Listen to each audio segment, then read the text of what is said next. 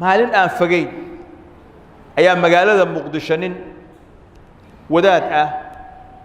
oo ganacsada ah ayaa wuxuu yiri magaaladan anoo yar baan soo galay Muqdisho anoo dhalinyarahana guursaday wax la'aana waan ahaa cunugii saddexaad markii uu dhalanayay inuu yiri cunugii saddexaad iyo inuu yiri kii labaad shaki baa iga jira laakiin kii koobaad ma aha ama kii labaad ha ahaado ama kii saddexaad markii uu dhalanayay laba habeen anagoo dub jirnay oo wuxuu yiri dub jiriye ah waxaan soo qaadana waayay ayaa waxa weeyaan ayuu foosho ku timid buu yiri hooyadii saasu ku dhashay subaxdii baan orday buu yiri magaaladan aad nin adeerkay ah oo wax haysta ayaan u sheegay laba habeen inaad dub jirnay gabadhiina xala ay u mushay wax aan haynan aan la wuxuu yiri wax ima siinin hadal aad iyo aad aan uga naxay oo qalbigayga dhaawac gaarsiina waa igu yiri waa ka soo tagay wiil meel aan u dhaqaaqo iyo qof aan wax weydiiyo anoo aan garanahayn ayaa wadada sayidka ka soo degta ayaan saa ula soo degay wiil murugo i dhamaysay masaajid meeshaas ku yaala ayaan ku leexday wiil salaadii duhur baa la gaaray masjidkii baan galay waxaan xasuustay buu yiri qowl Allah azza wa jalla وإذا سألك عبادي عني فإني قريب أجيب دعوة الداعي إذا دعان ذي كويديان نبي الله محمد وأضام ضيدو حدي أضام ضيدو كويديان وحا كتر هذا إلهي لا داعي والشيء يسا إن أدوهي إن بدوانا متك إبريا هيو إتوغا يانا بريه سواء أجيب آيات قلبي soo martay quraanka la waaqana masaajidkii baan galo gacmaha kor u taago ilaahay baan bariyo ku celceliyay bariyaha ilaahay marka masaajidkii ka baxay duhurkiina la tukaday jardiinada masaajidka u dhow meel kamid ah ayaa saa iskaga fariistay anoo maskaxda ka shaqaysiinahay xagee u dhaqaaqdaa markaas dhulka saa u gargaraacaya meel ciida saa u gargaraacaya هم يمرق بعيد ميب ماشي ساس أنا قرقرا عيي أيام وحن كده حلوية عد ذهب بانكين ساس تعيد أنا قرقرا عيي بالذهب يقصد نحبه وان قاضي بوي الحمر وين أنجي ميل ذهب كلو قلا ذهب كوان إيبيي أذيك عدة نكفلن يلعق كلو إيجا soo hartay oo ganacsiyan aan ku bilaabay ayaan ka sameeyay dahabti barihi ilaahay uu bariyay oo gacmaha kor u taagay iyo murugtu markay hayso qofka waa marka loogu aqbali og yahay hadii qalbigiisu uusan adoomo wax ka fiirin ilaahay ka fiirin annagana markii musiibooyinku dhacaan oo xaalad adag ay timaado ilaahay khaliqa ahaa oo الرزاق magaciisu ahaa maba milicsanaba waxaan milicsanaynaa markiiba adduun weynuha naga soo gaar hay-aduha naga soo gaareen kan ugu dhawaa midka intuu soo dhaqaaqa dariiqa istaagayo tuugsanayo masaajidda iyo dariiqyada istaagayo dhawaaqayo ilaahay subhanahu wa ta'ala waa ku kaafiya kun iyo kow jeer ilaahay wuxuu leeyahay alaysa allahu bikaafin abda miyuna ilaahay adduunkiisa ku filnay عمل كان واللجوء دري أسباب اللجوء سينا يا ديارسن واللجوء دري مروجا كوجو تيمد عليس با كوجو يمد محل الربا مركز ففروا إلى الله إلهي حق سنو عرفت وإلهي بريه سألت مادد قلبي جاجو مركبة إلهي وكحر من سبحانه وتعالى معاصدي يا غفلتي يا هالمانك كوجو شري إنا كب حديد وإلهي أتوبتك أنت سبحانه وتعالى waxay xusuusinaysaa taariikhdu markay ahayd 2022 bishii August 19 keedii aan filayaa ayaa waxaa magaalada Hargeysa lagu qabtay kulan ballaaran oo kulan diimeed ah. waxaa soo abaabulay oo keenay nin la yiraahdo Sheekh Cabdirasaaq Cabdilaahi oo ku naanays dheer generaalka fadhigiisu Nairobi yahay mu'assasad la yiraahdo mu'assasatu Ansar Sunnah Trust la yiraahdo. culimadii Soomaaliyeed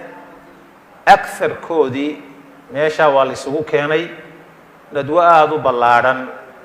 oo boqolaal ummad ah ama wixii deegaanka degan ama meel kale isaga yimaadeen ayaa meesha ka dhacay. maalintay taariikhdu ahayd 2021 bisha 23 August oo 4 cisho markay nadwadu furantay laga joogo ayaa goor subaxa anagoo soo kaakacnay waxa la yiri ilaa aniga halkan gobolka waxa ka qayb galay aniga iyo Sheekh Abdi Naasir Allah u naxariiste iyo Sheekh Aadan Cabdilaahi Xaaji Axmed saddexaas alaascaanood ka tagay oo ka qayb galay. subaxii 23 bishu ahayd waxa la yiri madaxtooyada Somaliland ayaa culimada la rabaa inay tagaan oo dawladda iyo xukuumadda meesha ka jirta ay wacdiyaan oo waaniyaan oo soo ziyaartaan. marka waxaa lagu daray raggii 22 ka ahaa ee tegayay meesha. kadib waa soo tagnay goor barqa baan soo galnay. culimadii Soomaaliyeed oo dhan waa meesha waa maraysa aktharkoodii. markaan soo galnay moobiladii waana laga reebay waxa la geli maayo qasriga lama galo mobilada halka tuumiya halkaas aan dhignay wixii mobil aan sideen oo dhan. qasrigii baan galnay dadkii u sareeyay nidaamka meesha ka dhisan ayaa fadhiya. madaxweynihii baa fadhiya Muuse ku xigeenkiisii baa fadhiya Zaylici ra'iiskii baarlamaanka Cabdirasaaq baa fadhiya wasiirkii awqaafta Khaliil xiliga joogay baa fadhiya wasiirra kale wasiir Maxamed Xaaji Cali magacaynka hadaan iga khaldanay wasiir Maxamed waa fadhiya rag badan baa fadhiya meesha. waa fadhiisanay culimadii Salaan iyo Bariido bay arrintii u dhacday. hadalku markuu xoogaa socday ayaa waxaa ii muuqatay aniga raggeenii culimada ahaa intii hadashay iga horeysay inaanu jirin qof qoladan xukuumadda ee meesha fadhida wacdiyay ama la hadlay ama wax u sheegay. Salaan iyo intii Bariido un bay arrintu ku socotay. waxaan isiri marka halka kan hadalka haddii lagu siiyaba uu ku soo gaadho in aad xukuumadda meesha fadhida waanisid ilaahayna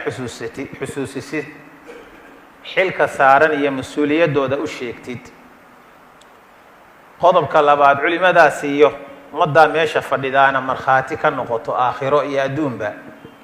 qodobka saddexaadna dhibaatadan gobolka Sool ka jirta maadaama adigu aad xaggaa ka timi inaad tiraahdaa waa laga maarmaan. wax yar haddaan joogay hadalkii baa la isiiyey. hadalkii waad aragteen oo miidiyaha kulankaas waa loo soo daayay waa daawateen laakiin kulankii meesha ka dhacay kala badhna lama soo dayn kala badhna waa la soo daayay.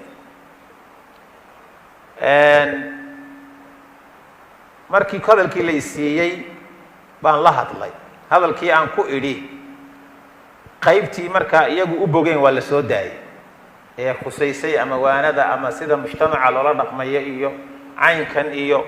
waa la soo daayay dee inaad daawateen baa laga yaabo aragteen. markii la gaaray gobolka Sool arrinkiisii oo intii hore aan dhameeyay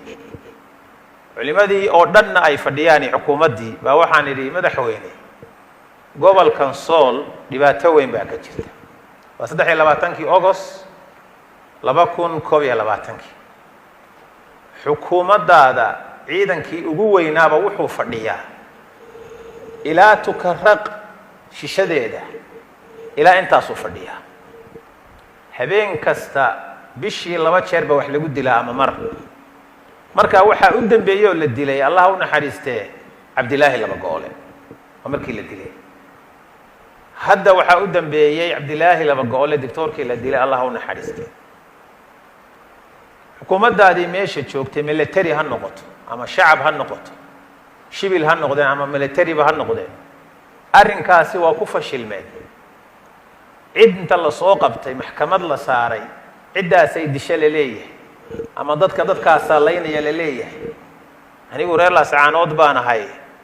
afkii reer laascaanood baan ku hadlayaaye waxa weeye xukuumaddiina waad ku fadhidaan culimadiina waa fadhidaaye ma aanan arag mana aanan maqan haddaba waxaan ku leeyahay madaxweyne qodobkan soo socda qoladaa meesha fadhida ee xukuumaddaada ah ilaa military ilaa cid kasta cid walboo la soo diraa maalmay joogtaay way iska noqotaa dhiiggaasina ma qalalo hal doorkii ummaddana meeshuu ku dhammaaday culimo ha noqoto aqoon-yahan dhalinyaro ganacsi dhakhaatiir dumar cid kasta meeshii waa lagu dilay xanuunkaasi dadka waa kare sidaa awgeed waxaan ku leeyahay adiga meeshii adaa iminka jooga waxaan rajaynayaa hadalkaygaas inuu dhagaysan doono haddii alla iduu maqli doono waxaan rajaynayaa hadalka qaybtii aan idhi in la soo daayo iyagaa haya oo u duuban tahay culimadiina waa joogeen markaan hadalka iswadaarsanayna iyo islaamkii kale meesha fadhiyey hadda cabdirasaaq abade inala joogo xaadir ahaa waxaan ku idhi muddo bil ah